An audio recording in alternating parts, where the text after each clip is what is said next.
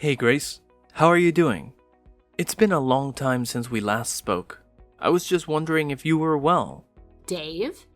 Yeah, it really has been a long time. I'm fine. I'm doing much better without you. So what do you want? You've got a lot of nerve talking to me after everything you did. It's already been months since you left, and you suddenly want to have a chat? Just to let you know, I'm not interested in catching up or making up with you. I just want to know how you've been recently, that's all. You don't have to be so defensive. You must be feeling lonely living by yourself in that house without me, right? You can't have completely forgotten about me already. Lonely? That's a great joke. I stopped feeling lonely 3 seconds after you walked out the door. Honestly, I felt more angry and sad, but it's already been months. I'm not sad about you anymore. I'm disappointed and still angry enough to not want to have anything to do with you, but otherwise, I'm doing really well. I'm grateful to our lawyers that our divorce went so smoothly and that it was all over so quickly. Thanks to that, I didn't have to meet you in court as often as I expected. Alright, I'm kind of shocked. I thought that you would still feel something for me. I mean, it's only been 6 months, you know? You can't have gotten over me that quickly, can you? I kind of feel like we've really grown apart. I feel like there's a massive distance between us now. We used to be husband and wife, and we were in love, and we lived together and ate dinner together. But look at us now, we're so far apart. Huh? What's your point, Dave? I told you that I'm not interested in talking to you. That includes getting nostalgic about how things used to be. And what do you expect? I don't know where you're living right now, but of course we're far apart, physically and emotionally. We are divorced, and we're never going to see each other ever again. We're complete strangers now. You're no different to any stranger I pass on the street. The difference between you and a stranger is that I would rather have a conversation with any random person rather than speak with you. Grace, don't be so cold. You don't have to be so harsh towards me. I used to be your husband. The key words are used to be. That was until you won the lottery and suddenly started acting like you were better than me. Yeah, it was a lot of money, but I don't understand how you could have changed so much in just a matter of hours. You threw me away on the day you won that lottery, and you're telling me that I'm being cold? I don't have anything to say, and I have no intention of being kind to an idiot like you. Trust me, I feel really bad for what I did. I know I've been an idiot. That's why I messaged you today. I did something terrible, but I wish you could just talk to me. I'm really sorry. I hurt your feelings. I thought about what I did since then, and I've reflected on my actions. I regret ever doing something so stupid and impulsive. And I should have been more rational. We were talking about the winnings and shouldn't have reacted like that. No, I should have listened to what you said more carefully. You were being so reasonable about what to do with the money, and I wrecked our marriage because I was so selfish. I regret all of that and more. The fact that you're seeing that now means you're in this situation I predicted you'd end up in all those months ago, right? I hate to rub it in, but I told you so. I can't believe it took you so long to realize how wrong you were. I could see it coming from a mile away, but I guess you just had to experience it firsthand. I know I was stupid, and I'm sorry. I finally realized that you warned me that this would happen for my sake. I was too blinded by the money to understand that you're only thinking of me. I wish I could go back in time and change everything, but I can't. I was so stupid, and I regret it all. Yeah, you are so stupid and horrible too. I get that winning $3 million was a big deal. It's a lot of money, and it's not every day that such a large amount of money comes into hand. I think anyone would panic and get big ideas about how they want to spend their newfound fortune. I was pretty shocked too, and I won't lie. I thought about all the amazing things we could buy too. But the way you reacted was abnormal. Once you knew you had the winning ticket, nothing else mattered to you. You only cared about yourself and the money. I wasn't thinking straight. It was like in a dream state, and I couldn't help myself. All I suggested was that we should be sensible with how we spend the money and save as much of it as possible for our future together. And keep some money aside in case we had children. I wasn't planning on taking anything from you, and I made no mention of spending it all by myself, but you just started raving, shouting at me that it was your money and that I wasn't allowed to touch a single cent, that it was for you to use the way you wanted to spend it. I never intended to take anything from you, But that's what you assumed, and suddenly, poof, like magic, you were gone, along with the money. You didn't even answer my messages until you sent me the divorce papers. And then you only replied that you would give me alimony if I signed the papers. We had been together for 3 years, but all that went down the drain when you got that money and turned into a completely different man.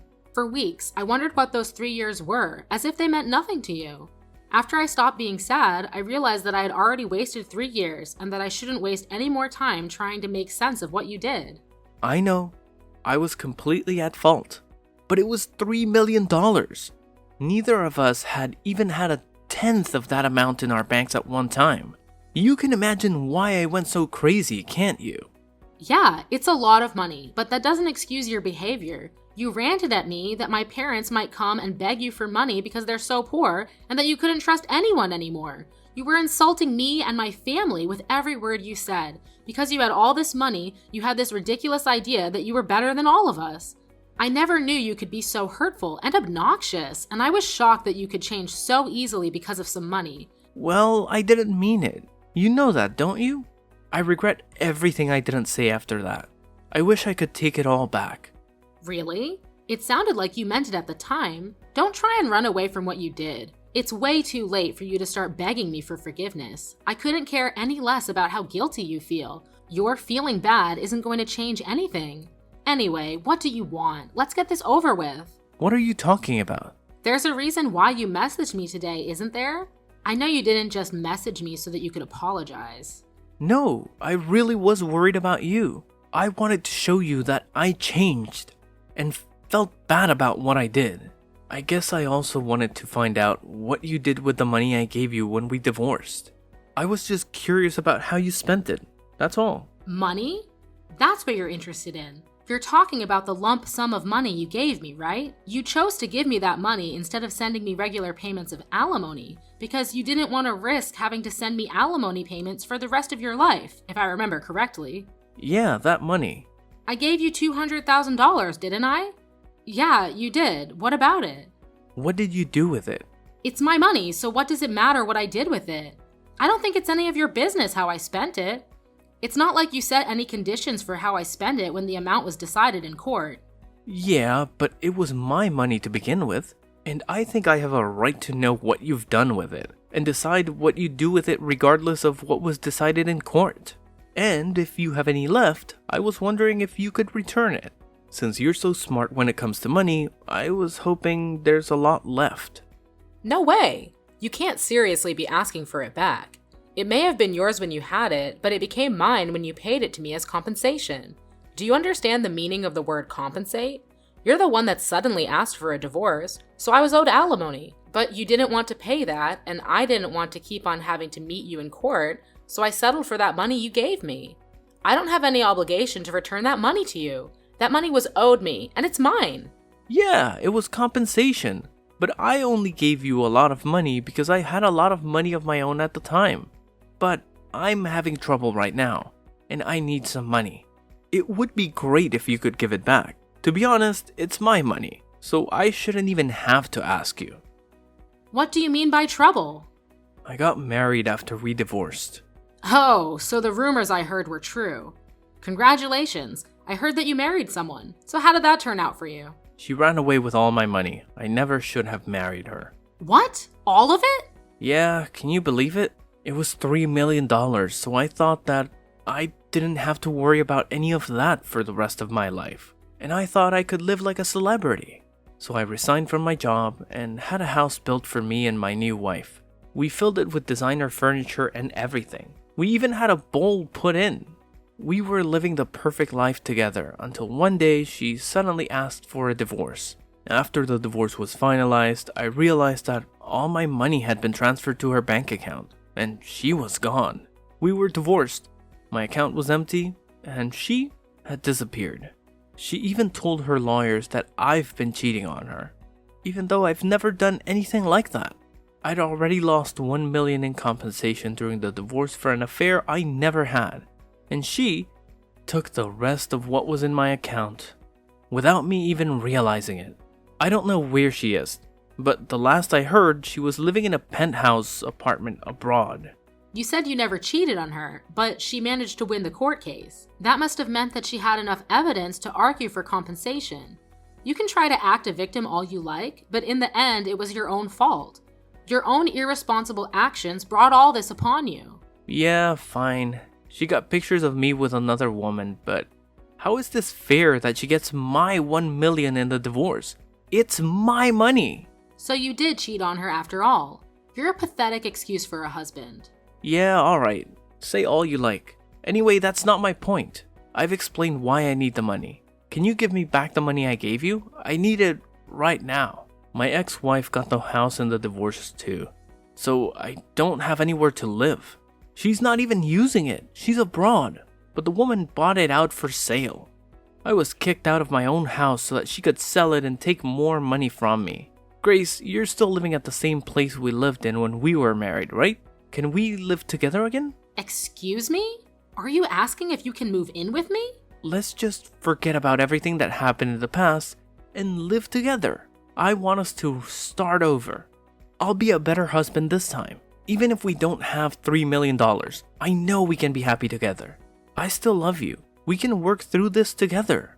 I swear, I'll make you happy this time. No way! You must be out of your mind.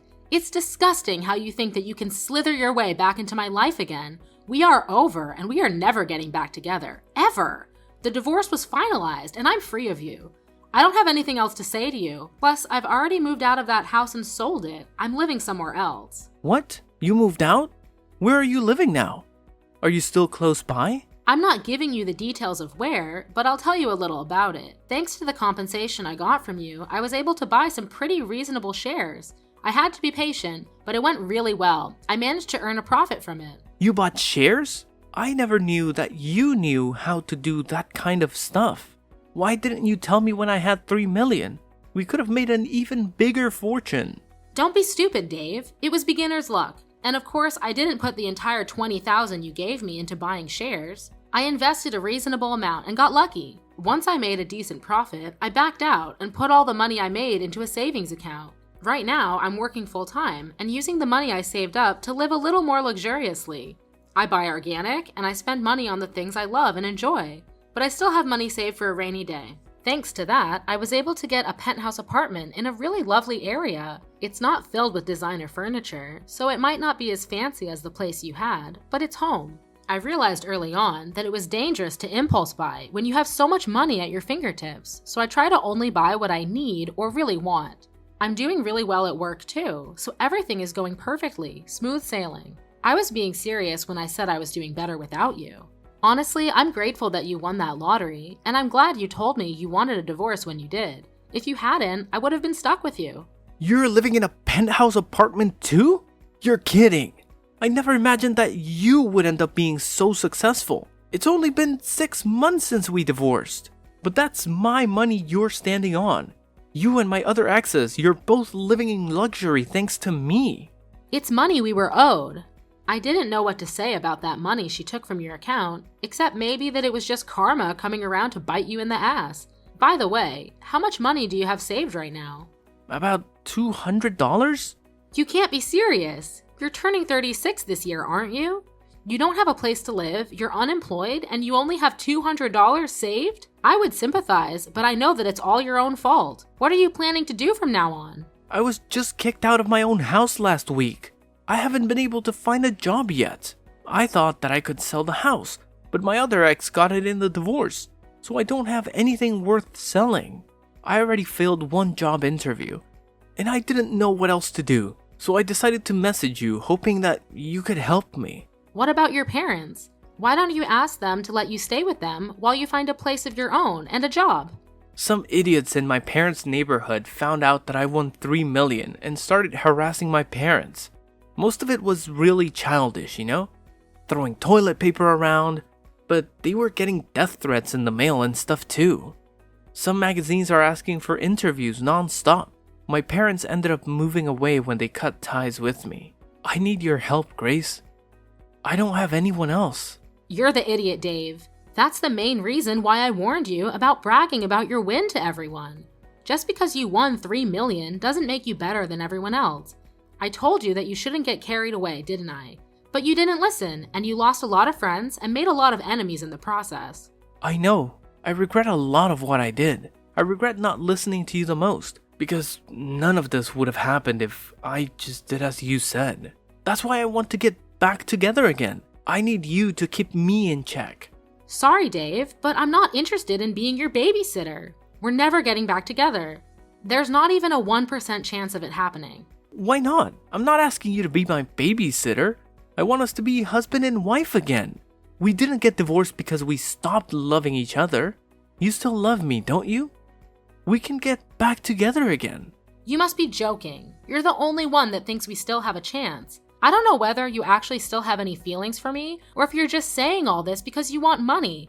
But either way, it doesn't change how I feel about you. The second you said you wanted a divorce, I hated you from the bottom of my heart.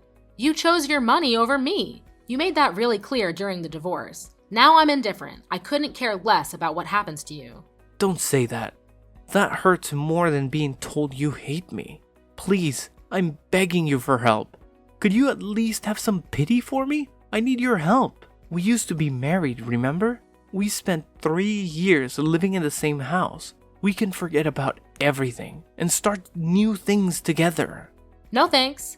You're the one that asked for a divorce despite 3 years we spent together, so don't bring it up as a reason to get back together. Then could you at least lend me some money? That's all I ask for. You said you've got money saved up. You can spare some, can't you? You made that money because of the money I gave you. You owe me. Come on, I don't even have a place to live. I'm begging you, Grace. Help me out. I don't have anyone else to turn to.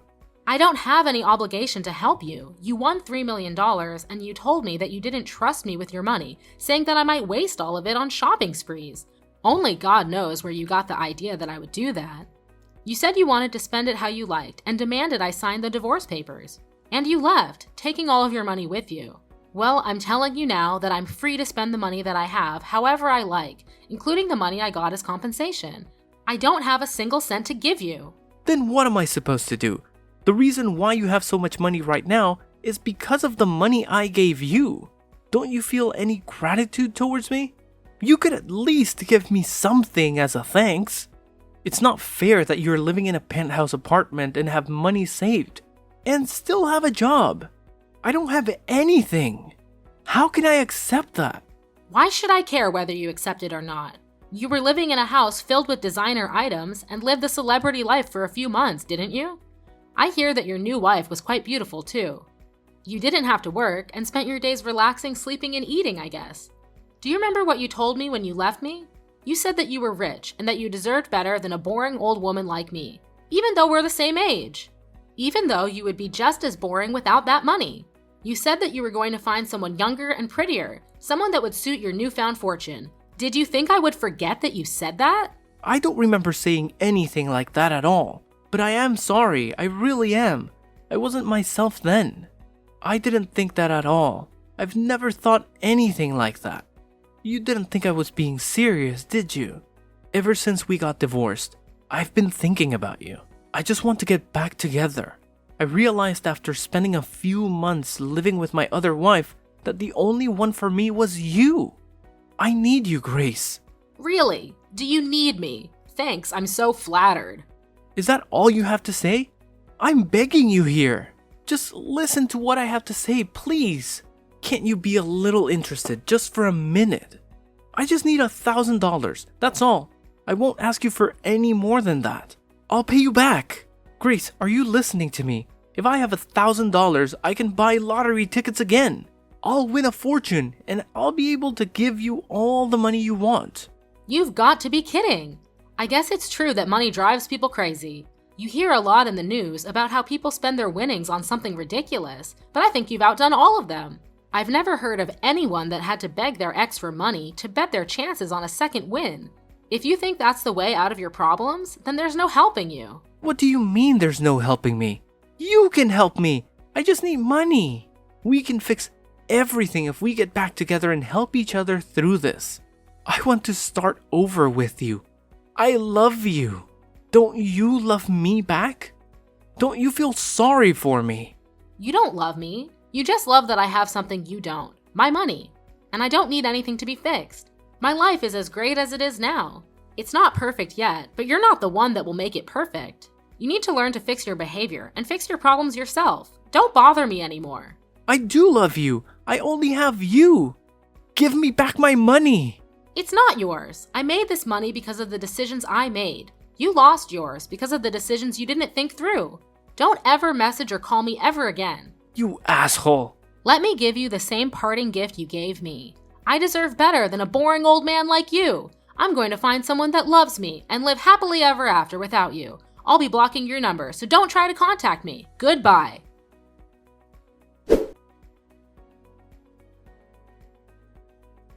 After that, I blocked Dave's number and blocked him on all the social networking they were connected on.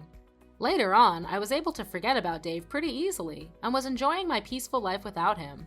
I was living my ideal life, focusing on my career and coming home to the apartment I had taken care to furnish with the things I loved. Dave, however, had used up what remained of his savings and still couldn't pass an interview because of his obvious lack of work ethic. He didn't change his attitude and blamed the interviewers for not passing him as a result. He started borrowing money from loan sharks, and with that money, he began gambling at his nearest casino. Of course, it wasn't that easy to make a fortune, and the gambling only made his debt bigger and bigger. He was digging his own grave, but he still didn't change his attitude after realizing how big his debt had gotten. He became desperate, but instead of trying for another job interview, he tried to steal money from a convenience store and was caught by the police. I found out about Dave's arrest on the morning news, but was too indifferent to care. I only remarked that money really does drive people crazy, and went on about my day as I usually would. All in all, Dave was just another stranger to me now. Screw him!